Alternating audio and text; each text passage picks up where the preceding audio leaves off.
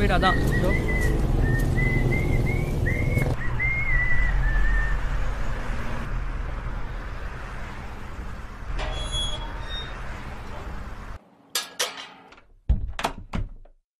உள்ள வாங்கடா. சுதன் வாடா.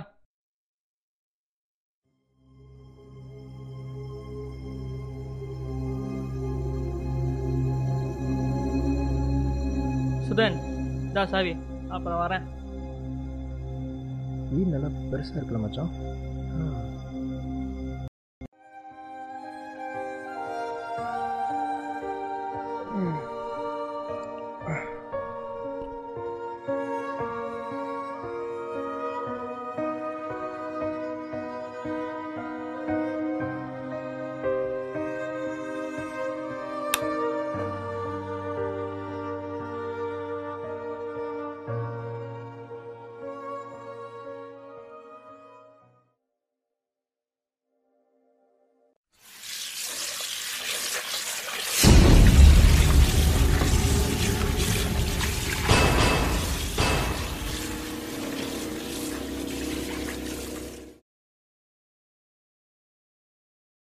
நீங்க ஷாருக் கான் சல்மான் கான் ரேஞ்சுக்கு கனவு காண்றீங்க. ஷாருக் கான் சல்மான் கான் மாதிரி அழகா இருக்கிற பசங்க 2% தான். இந்த வீடே சரியில்லடா.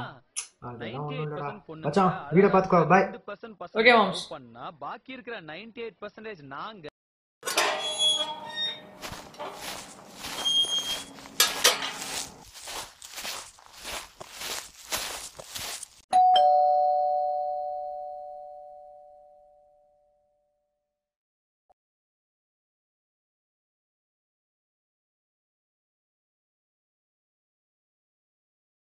நட்டு என்ன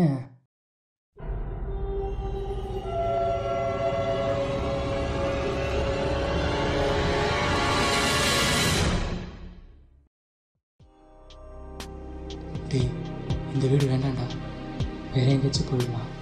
என்னடா லூஸ் மாதிரி பேசுற? விக்கியோட சாவுக்கு காரணம் தெரியாமல் போகக்கூடாதுடா. ஃபீல் பண்ணாத, நான் ஃப்ரெஷ்ஷாக போயிட்டு வரேன்.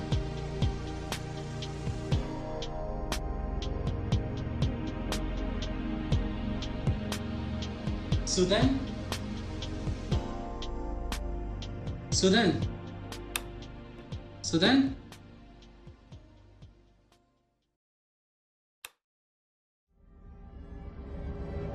என்னடா பண்ற இவ்வளவு நேரம்? சுதன்,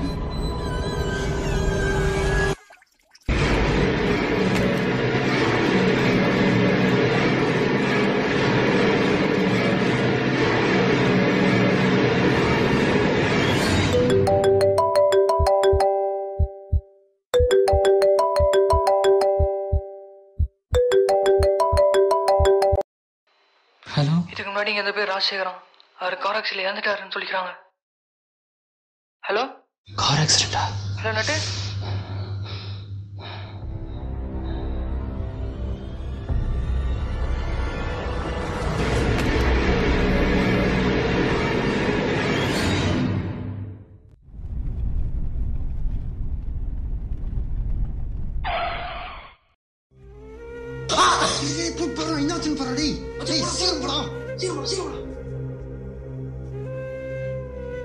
டேய், அவன் மயக்கம் பண்ணான்டா. சீக்கிரம் வண்டி ஏறா.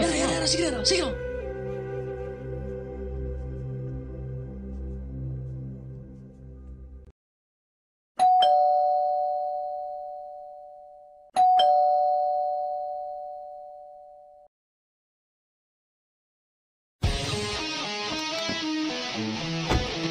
தூக்கி வாங்கடா.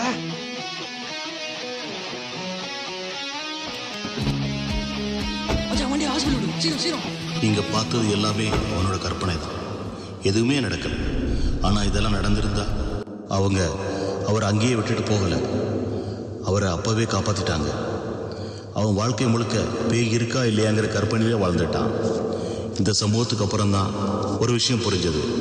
நம்மள எவ்வளவு பேர் பேய் இருக்கா இல்லையான்னு தேடிக்கிட்டு இருக்கோம். ஆனா நமக்குள்ளேயே பேய் மாதிரி கூடியிருக்கிற கோபம், வெறுப்பு, பழிவாங்கிற எண்ணம், இதையெல்லாம் அழிக்க நினைச்சதில்லை. நீங்களே யோசிங்க.